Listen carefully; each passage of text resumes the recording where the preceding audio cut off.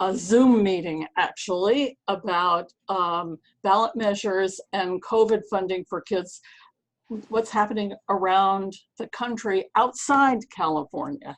We will have future webinars, and I've had past ones about what's happening in California, where we do have some exciting innovations happening. So just in case anybody is not familiar with Funding the Next Generation, I'll just tell you about it for 1 minute. Here is our sort of what I call our theory of change, which is, I love this picture because I feel like this is Elizabeth and I discovered each other sort of over this theme. It's like we've heard a lot about a lot of rhetoric, a lot of words, but we got to a point where it's like, show me the money. How you spend your money really reflects your values, and we're not going to achieve the outcomes we want for kids unless we have the money. And this is a major social justice issue, funding inequity and how we prioritize our funding. And I think people are learning a lot more about that. And it's also important for people to realize that the real money is in the public sector, because so often people think, well, I'll get one foundation grant and you know, that'll solve my problem. And Funding the Next Generation, and to a great extent the Children's Funding Project, is about what you can do at the local level.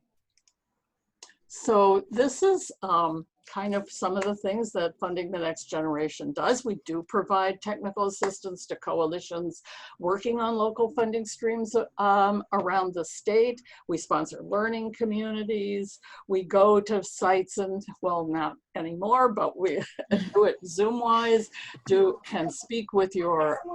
There's also chicken tenders. I love chicken tenders. Hey, I'll do it all now. That's funny. Kids are talking about chicken tenders. What's happening? Somebody was talking, so I'm going to go ahead and mute everyone, and then you might need to unmute yourself, Margaret. Okay, I unmuted myself. Okay. So great. I was going through what Funding the Next Generation does, and a lot of people on this line know exactly what we do. We provide technical support. Creating learning communities. We've written a lot of materials, have a very robust website for people who are interested in how to generate dollars for kids at the local level.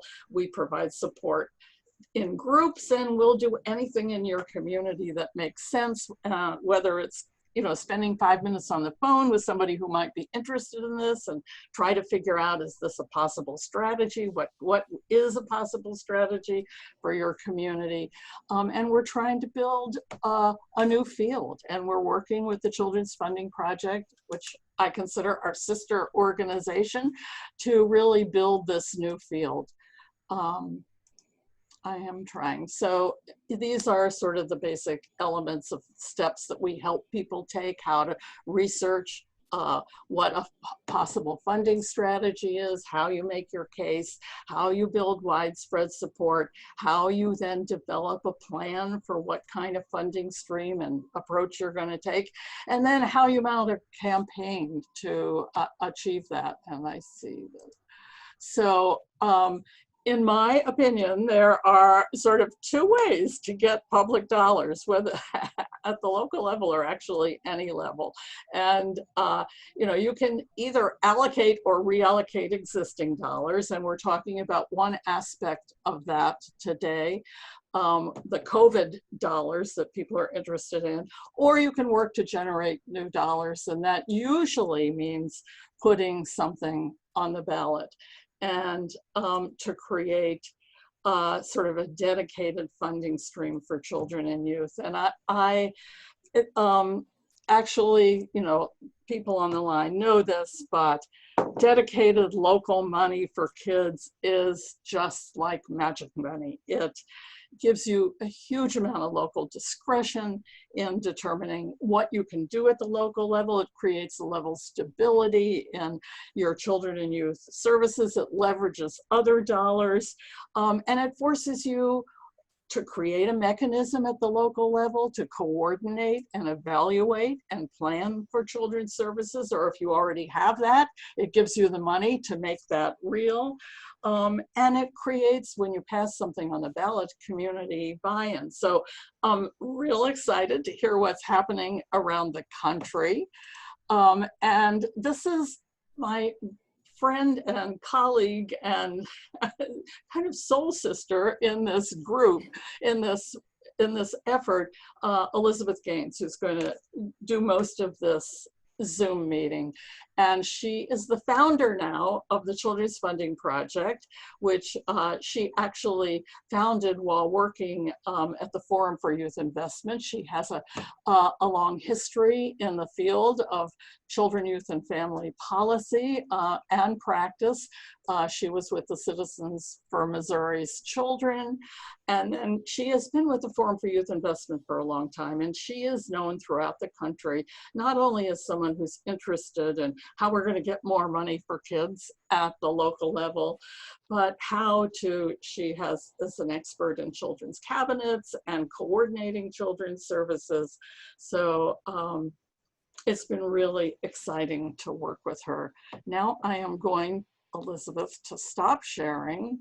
Okay. And I hope that allows you to share then. Yes, we will trade roles. And now you have to admit people when they come on the screen.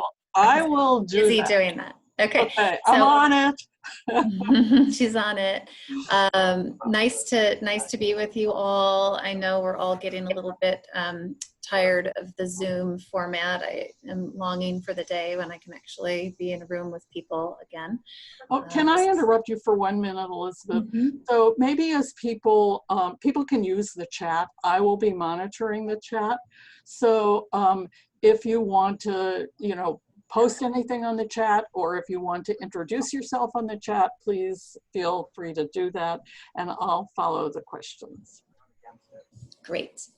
And please interrupt me because we're a small enough group. Yeah, I have no problem stopping at any point. And I'm sure Margaret will do that because we know each other well enough now that she will pause me for questions if I get going too fast. But to Margaret's point, we are a very new organization on the scene, and pretty much everything I learned about ballot measures came from just combing over all of the important works that Margaret has done over the years, and picking her brain for the last number of years. So I'm really trying to stand on her shoulders as we do this work at Children's Funding Project. So that I'm very grateful for. And our vision is very simple, and it comes from all of these years, 25 years in the field at various different levels of work, where it was very often financial barriers that were causing us to not make the gains that we wanted for kids. And so I decided that I needed to put my money where my mouth was in terms of a national organization that could gather the examples and tools and experts, and just be able to bring a laser focus to how we finance children's services across this country. So we are working at doing that, and the way that we have sort of organized our work is based on. Somebody should be on mute. I think it might be Emilio. I'm going to mute you. Yeah, if it looks like somebody's little microphone is moving, you could just mute them. Yeah. Okay. Okay. Got it. So the things that I learned from just working with states and communities over the years was that there were, and one of those communities is San Francisco, right? And there's a number of other places that have been sort of early adopters of some of these financing techniques, but that we need to think about. Find, align, generate, activate. These are the 4 policy levers when you're talking about funding that we've found are very important. Margaret, I think somebody needs to be admitted. And just to give you a quick sense of what we mean when we say find, align, generate, activate. I'm going to do it here because it's blocking the screen. There we go.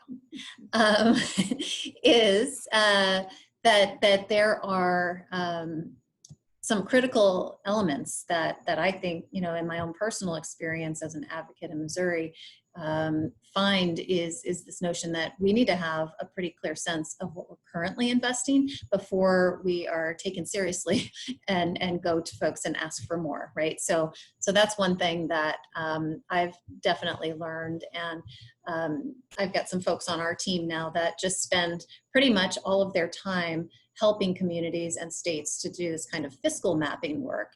And what we wanted to make sure of was that as they did the fiscal mapping work, they weren't just stopping there. It wasn't just sort of an academic exercise, but it was so that you could clearly identify the gaps, identify what it would cost to fill the gaps, and then be prepared to go out to generate that revenue to fill those gaps. But being able to say the real number and the big number was something that was really important to us. And so we're doing some of that work and innovating in some ways on the fiscal mapping tools and techniques. And if we had time, I'd show you the really cool stuff that we've just done with the city of New Orleans to map that and have a very interesting interactive dashboard that the mayor's office can use to understand their investments across all of the different departments and agencies of government. Align is also something that we find incredibly important. But I think folks sometimes get stuck, and this is where Margaret and I know agree. Sometimes folks get stuck in this notion that we want to just align our way to fully funding what kids need, and there is just not enough resource in the current system to do that. And so a lot of the Align work is about improving the efficiency and effectiveness of the funding that we do have. And there's some tinkering around the edges that can go on there, and some improvements to how kids and families experience services. And so we still do a lot of work with children's cabinets, both at the state and local level, where enterprise-wide, those agencies are coming together to make decisions and have shared outcomes.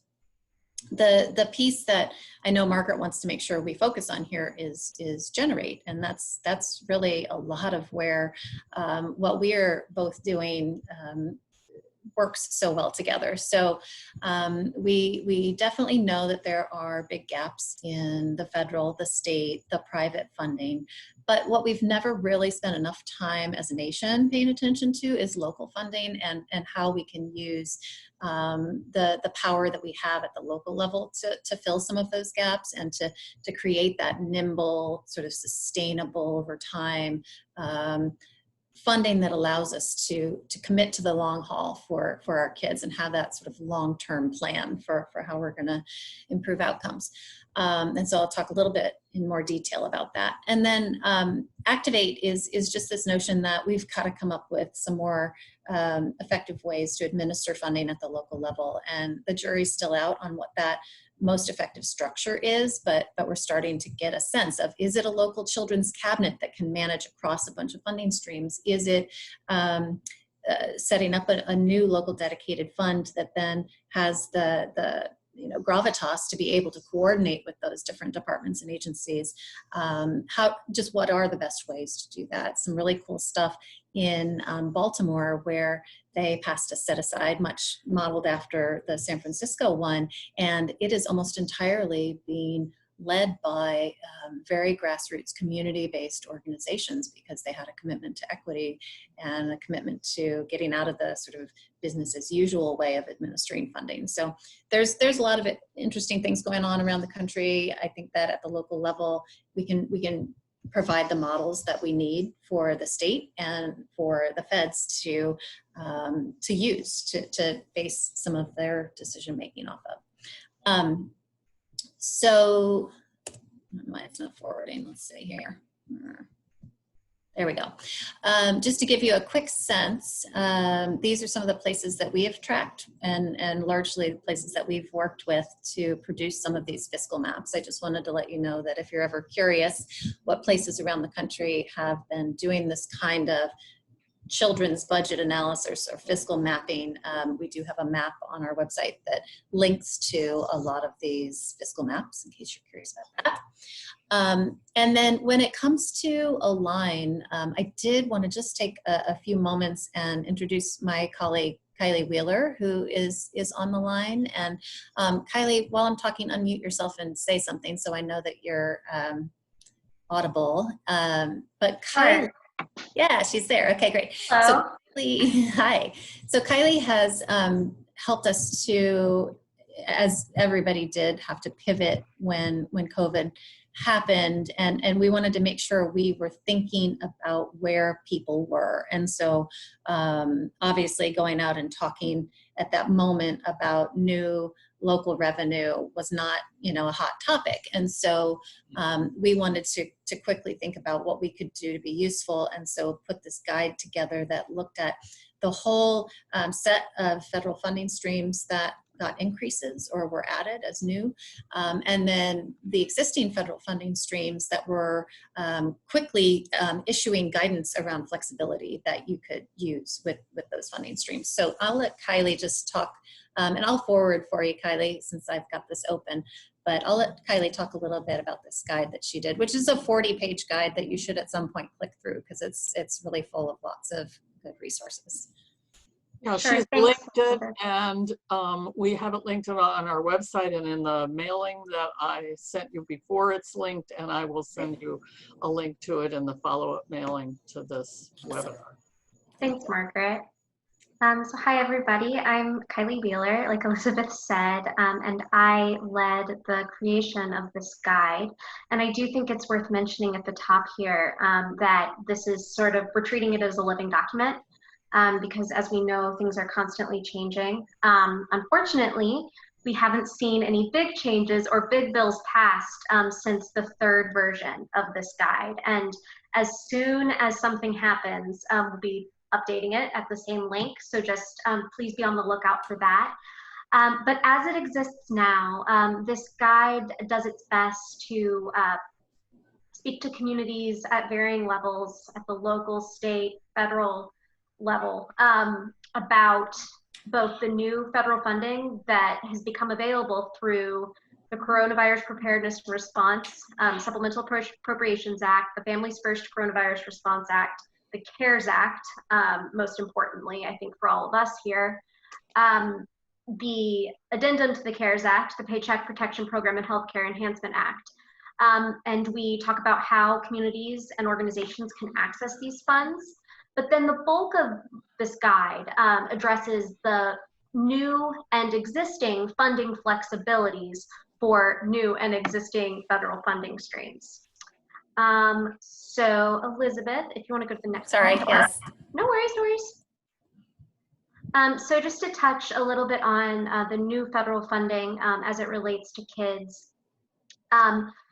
The first two acts, the Coronavirus Preparedness and Response Supplemental Appropriations Act and the Families First Coronavirus Response Act, were small potatoes compared to the CARES Act, which we know gave the supplemental appropriations to CCDF, CCDBG, CDBG, supplemental appropriations for SNAP, community services block grants, Head Start, and also some money for the Runaway and Homeless Youth Act.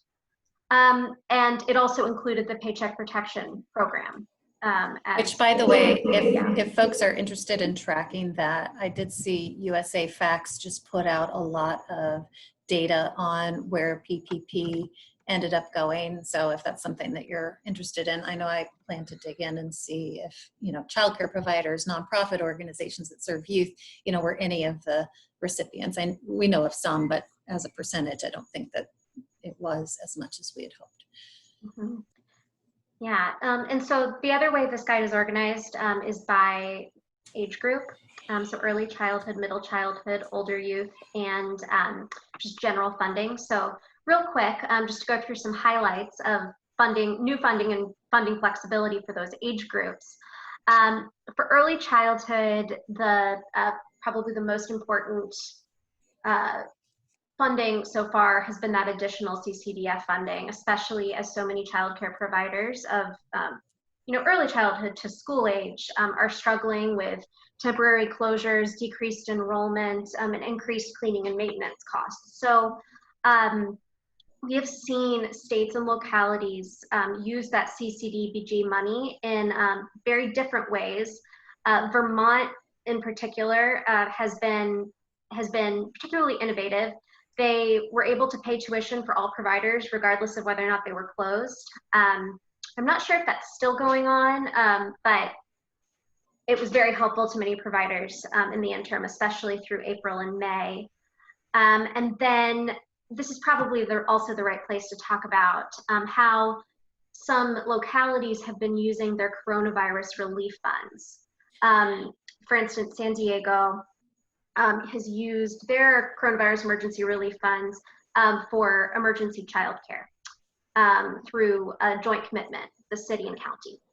So I just want to draw people's yeah. attention to that's this $150 billion that was allocated to states and then cities over 500,000. So that is not referring to the Child Care Development Block Grant additional funds. That was not always on the top of mind for state or county or city leaders to use these funds in that way, but some innovative folks at the local level around the country were able to go in and advocate for that. So I think, Margaret, you did a webinar with San Diego. We've been talking with the Fresno team who are on here, and they've done some good work on that.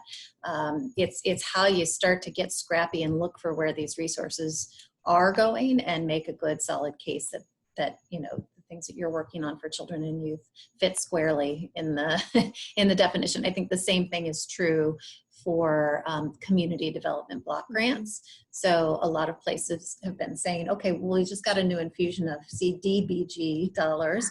How do we make sure that a part of that, you know, is really focused on child and youth needs? Sorry. So no, that's a good point, Elizabeth. These streams, like the coronavirus relief fund that communities are using innovatively for kids, they have not done that without pushback. So that's to be expected, and that scrappiness is really important. So you want a middle childhood, I think? Yeah, so for middle childhood, we focus more on the funding flexibilities available to programs like 21st Century Community Learning Centers, which were able to continue to use their grant funds to pay their staff and provide services off-site. And food nutrition service, there are so many waivers for school systems that we couldn't cover them all today, but they provided great flexibility to school districts in how they provide the services that kids rely on regardless of whether or not school is in session. And just as another example, Project Aware grantees could use their grant money to purchase electronics for staff who are working off-site.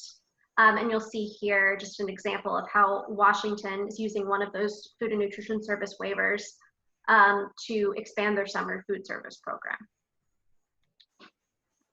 And then for older youth, we found that the coronavirus relief packages so far have not addressed the needs of older youth as fully and comprehensively as they could. That being said, there are a number of existing WIOA waivers that states already had access to that they can use to make their workforce and training programs more accessible during this time. And not directly related to any particular federal funding flexibility, we want to give a shout out to the city of Orlando, their Parks and Recreation Department. Really early on in during the response to the pandemic, mobilized their AmeriCorps volunteers to provide school day tutoring and just general check-ins with students and families who would ordinarily be, in their communities receiving services. So that was an innovative way to leverage, that is federal funding for AmeriCorps volunteers. So that is I think there's another example. Mm-hmm. Sorry. Go ahead.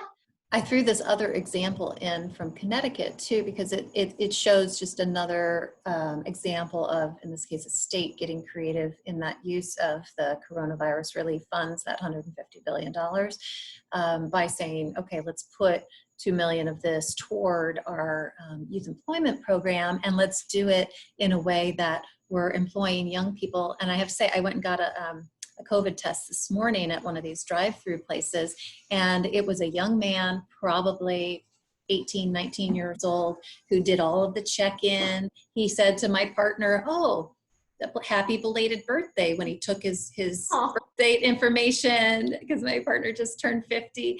And I thought, okay, this is awesome. This young man is, you know, working in public health, and there's a bunch of people that are needed to do that work.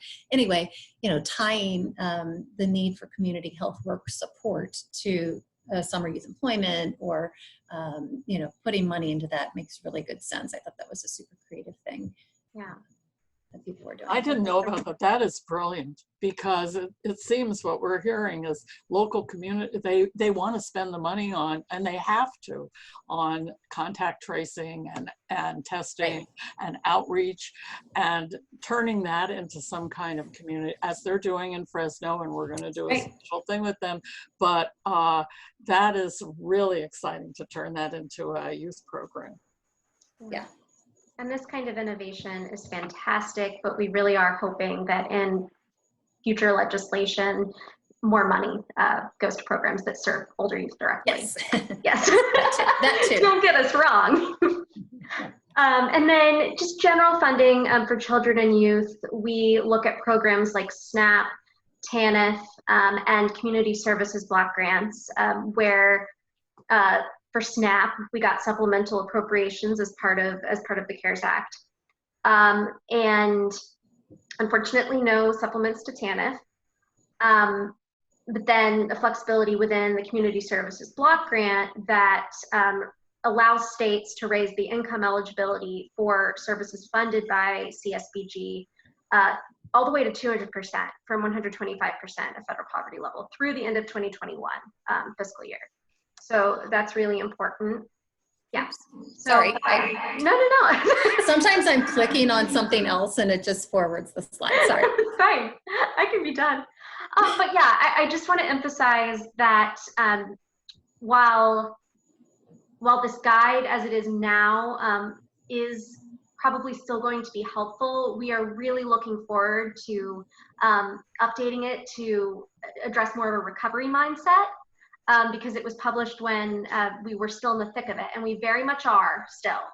But as we move forward, we hope to be able to provide more information and more value. So, and of course, that's conditional on the folks that live in our town here in Washington, D.C. coming back and doing something. So we are hopeful that that happens. Yeah.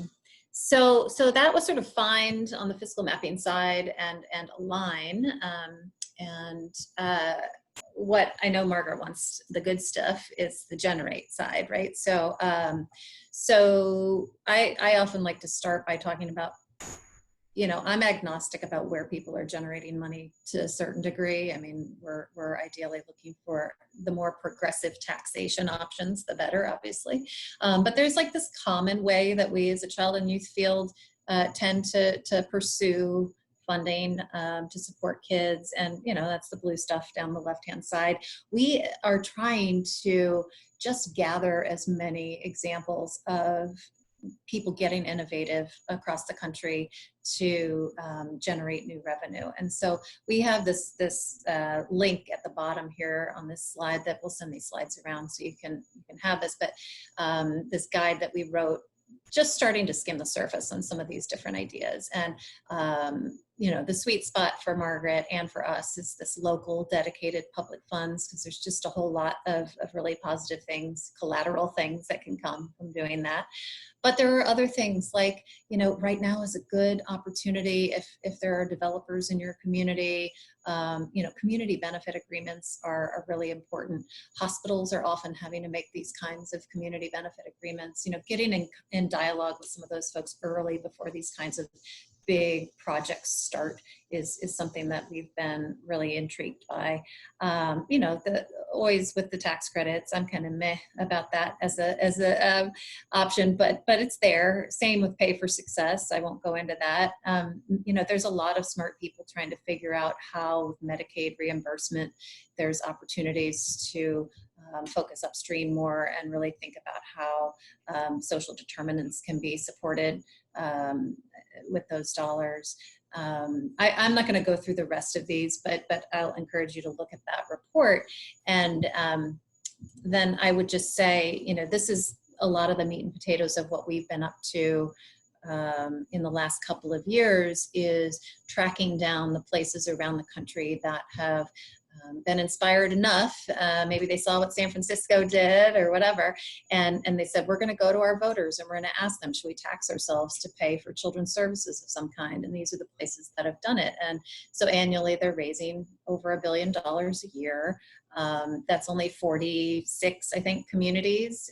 So imagine, you know, we've got 3,000 counties in this country, what that would be generating if every local community was able to find their own way to generate new revenue. And this map is on our site as well if you wanted to explore this, and it'll tell you the detail of sort of the type of tax, what it goes toward, all of that stuff. Kylie is the map maker in our office too, so she has lots of good information on there. So COVID hit, and we, you know, like Margaret, were looking at November 2020 election as a different kind of pivotal year. We were thinking that it was going to be an opportunity to really just, you know, add to that map I just showed you in a big way. We got all the places that we've been working with over the past few years on a phone call and said, and I think maybe it was in late April, maybe early May, and said, okay, what are you guys thinking? And surprisingly, a lot of places are still going for it. So one of the things that we quickly did was we ran around and looked at all of the pre-existing local dedicated funds and said, okay, when were they each approved and reauthorized, and what does that mean as per, you know, how the economy has looked at various points and whatnot? And if you notice, in 2008, when the last recession was just starting, we had some folks approving them, and so you know, we're still hopeful that there's a good opportunity for some of these places to make headway. And we're even, you know, excited by the fact that, you know, so by the way, these are the places that were established right in the midst of the last recession, and then the ones that were reauthorized soon thereafter.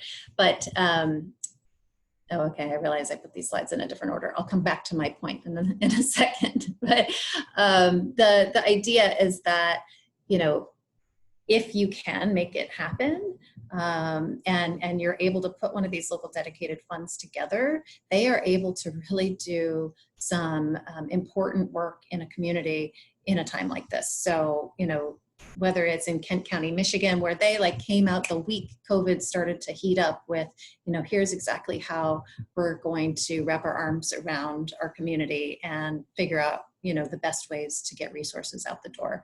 Broward County Children's Services Council, you know, I think also a week into COVID was able to say, okay, we're going to authorize you to spend an additional $500,000 in the next 3 months in order to meet the need that's coming.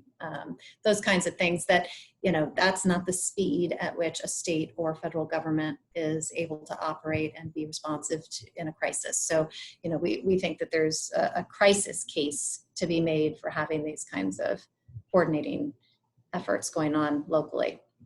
Margaret, you look like you're trying to say something. No. I'm trying to read Okay. that. Get closer. Get closer. Okay.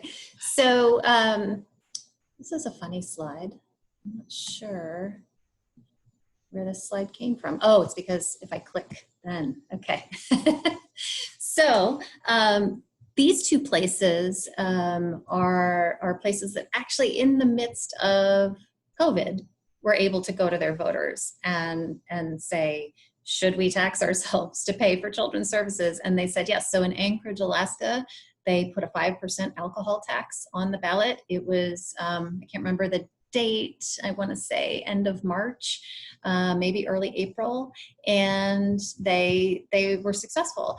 Cuyahoga County in Ohio had this this measure on that would support these things, and they were largely successful. I feel like, I don't have the exact numbers in my head anymore, but I want to say they had like 65% yes or something like that. So even in the midst of COVID, these places were able to pass something on the ballot. Yeah. When were they put on, Elizabeth? Well, when was the election? Yeah. Or they were in April and maybe early May. Spring election. Yeah, yeah. So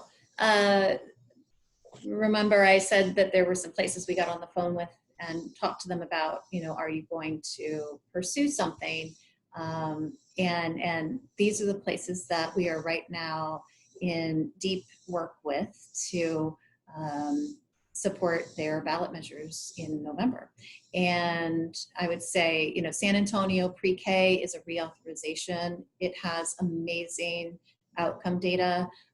It also has the business community wrapping around it to support it and just pull it across the finish line.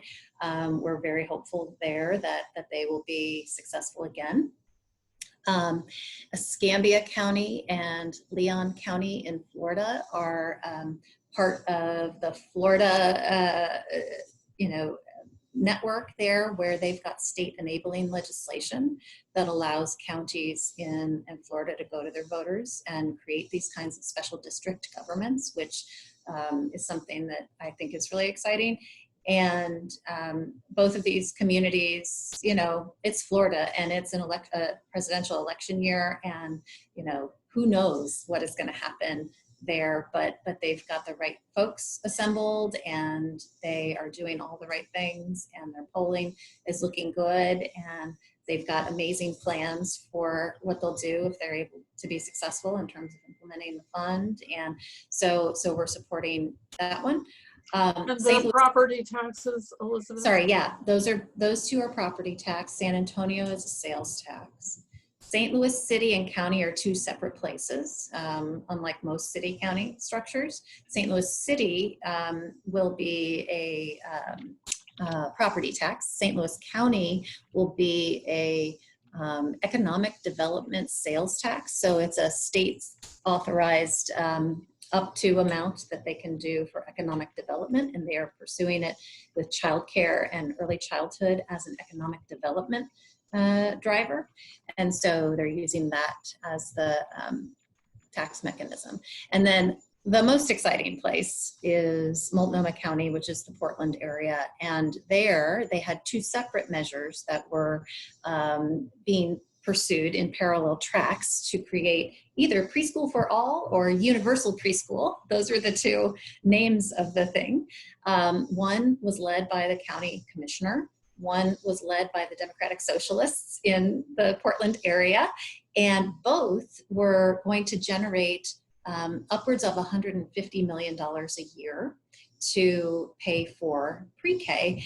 And they were going to do it with a high income earner income tax. So only taxing those in the top 5% of earners, and it would generate that much revenue.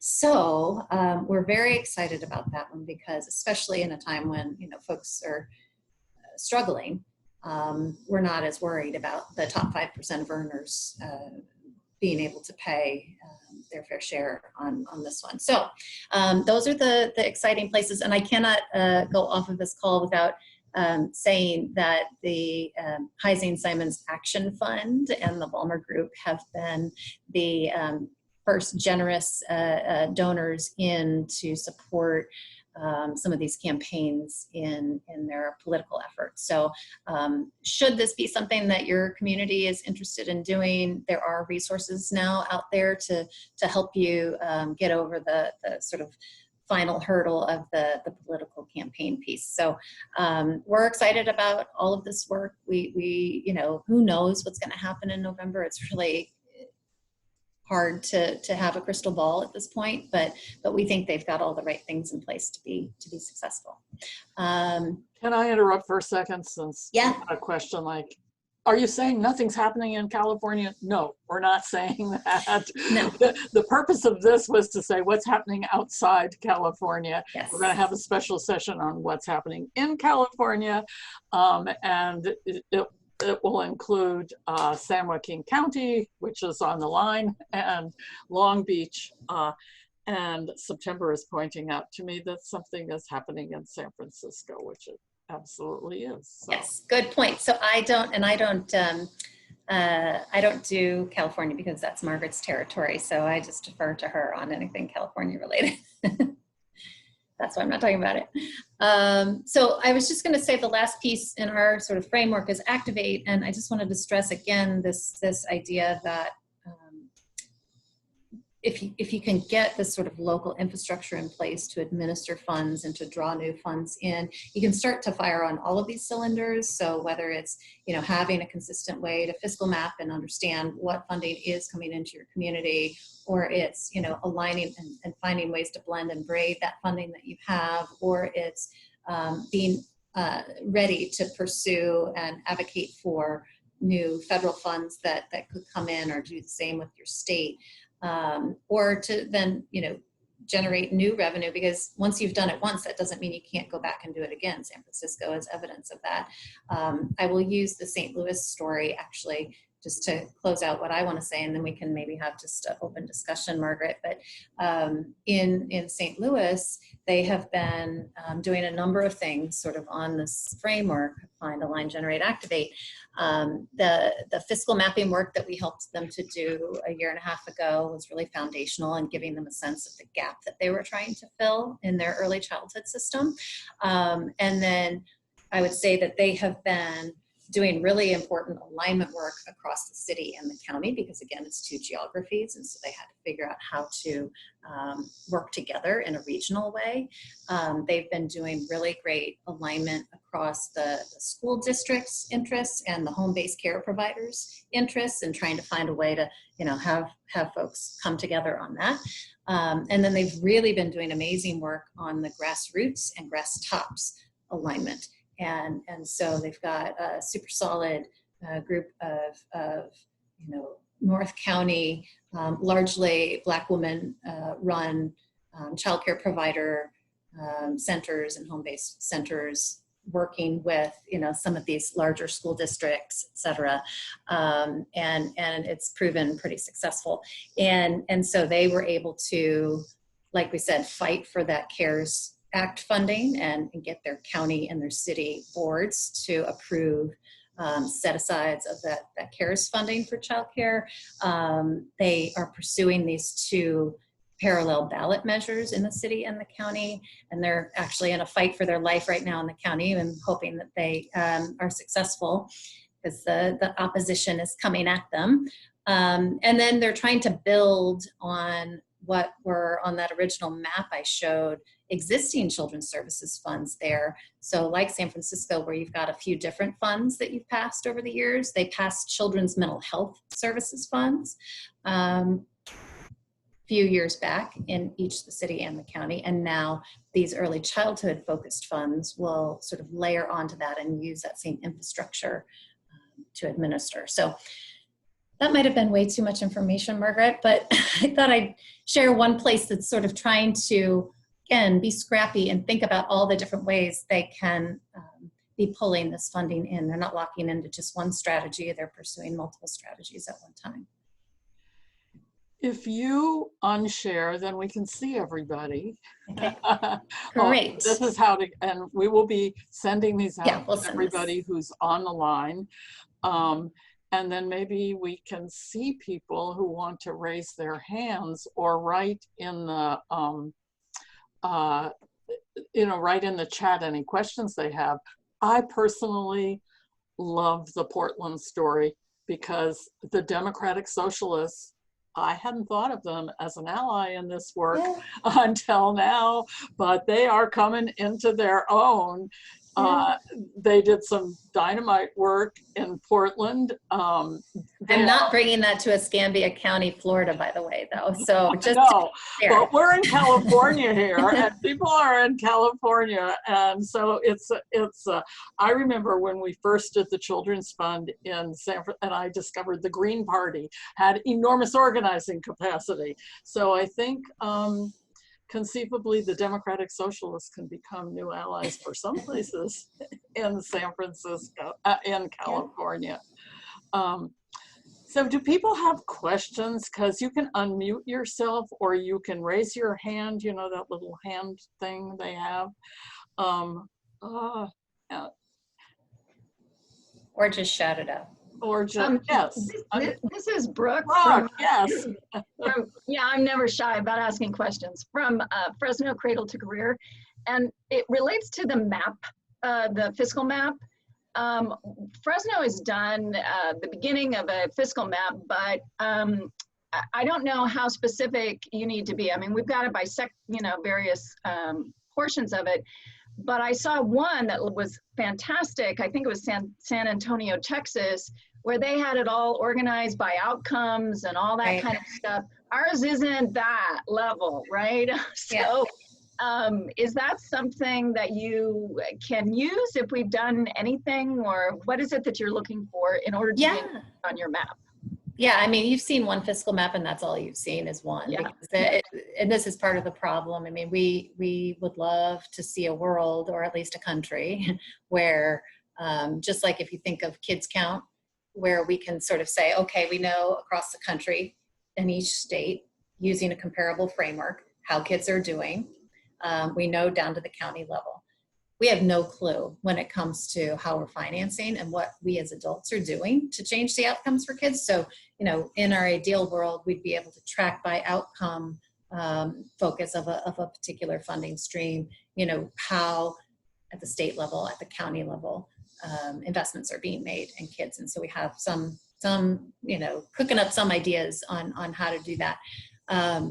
Meanwhile, we're going around, you know, helping a bunch of different places to create fiscal maps. And from our point of view, it's very helpful if you have a fiscal map that tells you not sort of just department by department what you're spending, because that can sort of be meaningless, just sort of means that's where the money ended up flowing through. But instead, what outcomes is it focused on changing? What types of services is it supporting? You know, how many kids are being served? Those kinds of things, age groups that are. Yep, that we do have. Okay, great. Okay, then I definitely need to connect with somebody. Thank you. Yeah, we'd love to put your info on the map. So I have strong opinions about this fiscal mapping, and it's a little bit out, wasn't it? That you know, because I have seen people spend enormous effort and time to go through enormously detailed fiscal mapping. And if you're not doing it so that you can do something with it, so you're not doing it so you're asking the question that you really want to get the answer to, it's a lot of paperwork and a lot of, I just saw one the other day that's been being collected for years, and I see Grace is on the phone, maybe it was Santa Clara County, and you know, no one had really used it. So fiscal mapping is an important tool. It's you do it when you know why you're doing it and what you're doing it for. And we have different things that we do, actually, I should say at this time. Funding the Next Generation and the Children's Funding Project are going to be merging our work. And we have different skills in this fiscal mapping thing. So it's something we could talk to people about, what you need to know. And so for instance, we have a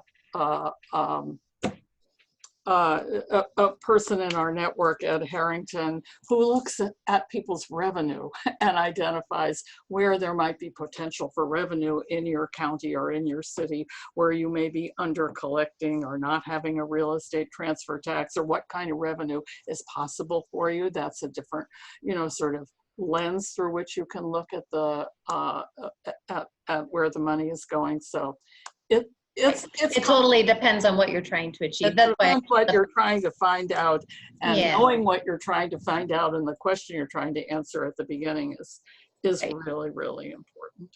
That's the only reason I pulled this one up, just to show on a page how it can be powerful to say, okay, this is Buncombe County, North Carolina. Okay, here's the current funding streams that are contributing to slots for childcare in our county, and how many kids they're covering, and what that gap is, and what that gap would cost to fill. Like, that is a use of fiscal data that can be very powerful, because then you can, start shopping around. Okay, we need $19 million. Where are we going to find it? What are the revenue options? This would generate this much. This would generate this much, and you can, have a better communication mechanism that way. That was very cool. Other questions about the ballot measures that are happening in other parts of the country? I think they're sort of the traditional revenue streams, sales taxes and property taxes. Is that and a wealth tax, which we can't do here in California. Although we are looking for ways to figure out how that could possibly be legal at the local level. Yeah. Can I just say, I know you guys are particularly hamstrung in California, but so many states have really a lot of restrictions on their localities and what they can and can't tax. And so a piece of what we're trying to do is think about state enabling legislation that would provide localities with more revenue generating options than they currently have, and more progressive revenue generating options, because it is really property and sales tax that seem to be the main local drivers. And so looking at what Multnomah County is doing is really exciting to us with the wealth tax. I mean, Seattle just passed that Amazon tax, which is really exciting to me. There's a number of things that I think we should be thinking of how we restructure. In Maryland, they've got a digital advertising tax, which starts to tap into a new economy that's not so new anymore. I mean, we've pivoted our economy, and what the focus of spending in our economy is many years ago, but we have not changed our tax structure. So finding ways to tax the things that are making money just hand over fist, is that the word? Is that the term?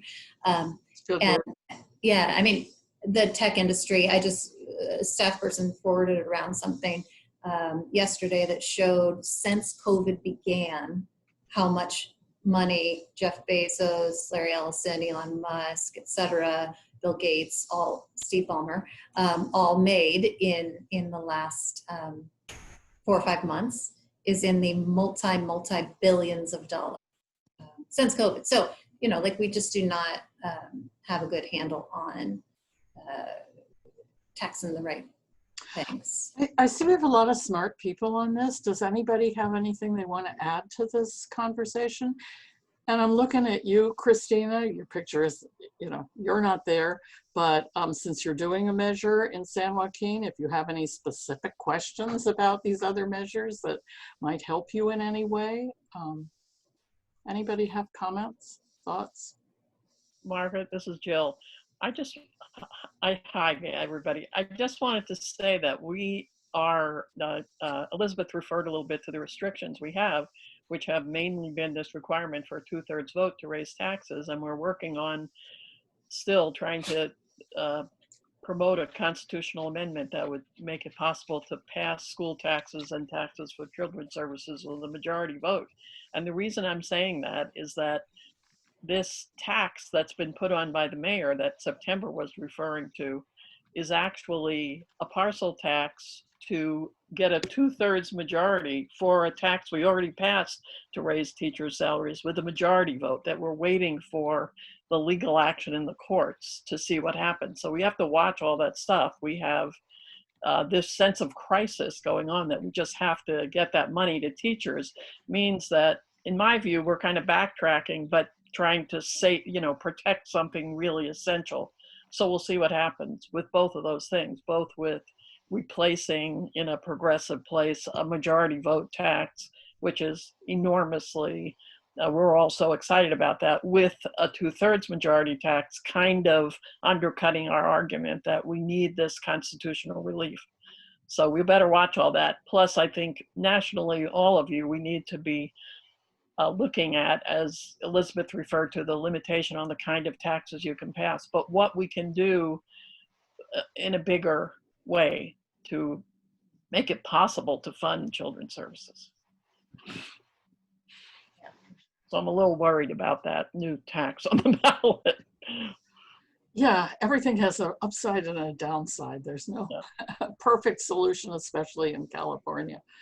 Well, and I worry about, handing, because one of the things we're trying to do is these sort of revenue option memos for places and helping them tease out making sure they've really combed through all of their statutes and everything to find what the revenue options might be, but handing over revenue ideas to, to legislators and saying, oh, can you please, use this for kids? I'm thinking, they might just use it to I know.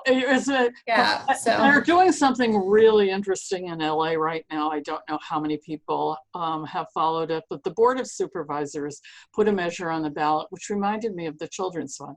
It is a set aside to be phased in over 3 years of 10% of their general fund that is to go from law enforcement into housing, prevention, youth services, etc.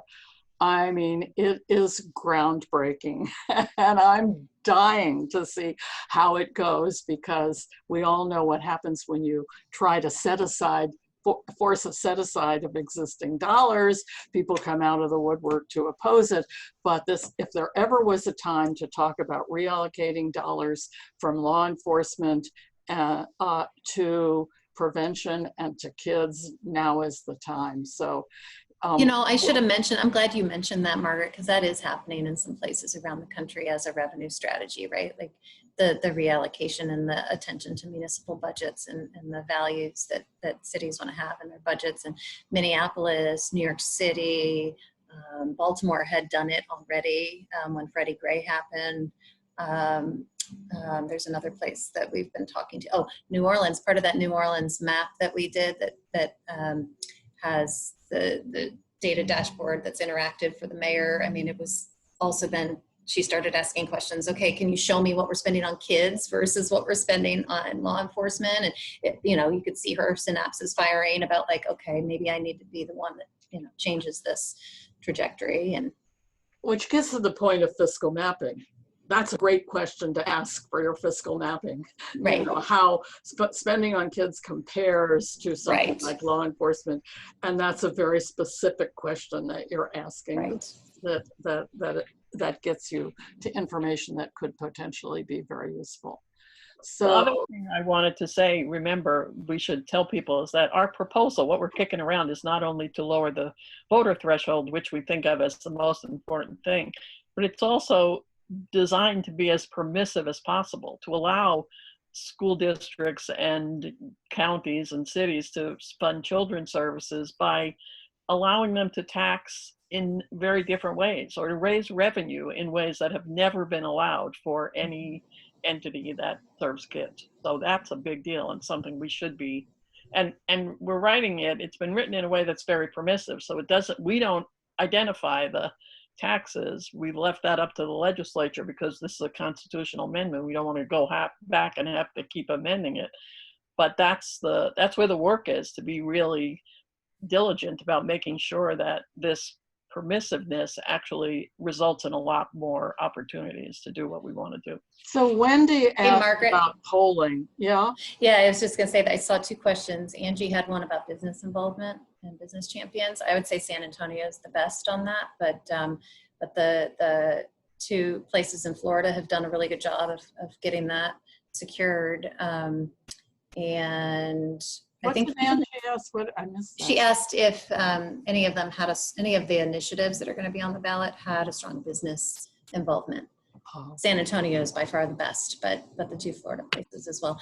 And then on the polling, they've got polls out in the field, most of them right now, so we don't have that back. But And we had a webinar on sort of post-COVID polling, which Dave Metz did, and which we're asking him to do that again probably in a couple of months to see how that influences public opinion on these revenue streams. And the interesting data so far is that it is not changing people's opinion. I mean, it isn't scaring people away from taxes and other revenue ideas. So I don't know yet whether it's encouraging. We'll see what happens with some of these measures around the country. And we will be doing a follow-up on sort of what's happening in California in a couple of weeks. So stay tuned for that. It is 101, which is, you know, we said this would go for an hour. So unless somebody has other questions or comments, does anybody want to share anything? Ladies, hi, this is Diane in Los Angeles. Hi, Margaret. Nice to meet all of you. I work with community health councils, and we're a systems change organization focused on South LA. But the question I have for the women that are presenting information across the country, but also, Margaret, I know you're mentioning California a little bit, but of the innovative ways for funding mechanisms, what are the top 3 you're seeing that are happening across the country? And are they aligning from what you're seeing in San Francisco, or do they seem offshoots? But if you could give me the top 3 that you're seeing across the country, and I know that is broad in asking, but I'm trying to get a sense, because it's the first time I'm participating with the group in the and you mean where the revenue is coming from? Yes, the funding mechanism. Remember, we did the common and the innovative ones. Yeah. So I wanted to get a sense, what are the top 3 you're seeing across the country? Are they mirroring what we're seeing in California, or offshoots? Well, see, California has restrictions that the rest of the country doesn't necessarily have. Right. It sounds like around the country, it's sales taxes and property taxes.